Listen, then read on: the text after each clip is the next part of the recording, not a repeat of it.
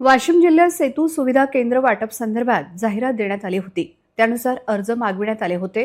मात्र सेतू सुविधा केंद्राची निवड करताना मानोरा तालुक्यात मोठा आर्थिक गैरव्यवहार झाल्याचा आरोप मानोरा येथील प्रफुल्ल पाटील या बेरोजगार तरुणाने केला आहे। तसेच यामुळे आमच्यावर अन्याय झाल्याचे तरुणाचे म्हणणे आहे। त्यामुळे ही संपूर्ण सेतू केंद्राची भरती प्रक्रिया रद्द करून पुन्हा नव्याने सेतू केंद्र भरती प्रक्रिया राबविण्यात यावी अशी मागणी प्रफुल्ल पाटील यांनी वाशिम जिल्हाधिकाऱ्यांकडे निवेदनाद्वारे केली आहे। मात्र आता तरी या तरुणाला न्याय मिळणार का हे पाहणे महत्त्वाचे ठरणार आहे। 1 जानेवारीला आमच्या सेतू संदर्भात मुलाखती झाल्या होत्या। त्यामध्ये बरेच जे पात्र असणारे विद्यार्थी होते, कॅन्डिडेट, त्यांना अपात्र करण्यात आलेले आहे।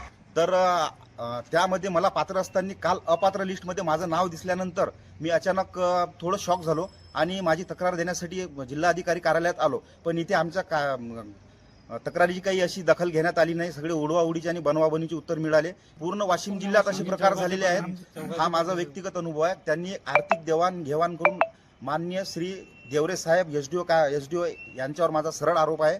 त्यांनी आणि नायब तहसीलदार यांनी आर्थिक देवाणघेवाण करून ही त्यांच्या व्यक्तिगत एक मार्क वाढून लिस्ट बनवलेली आहे।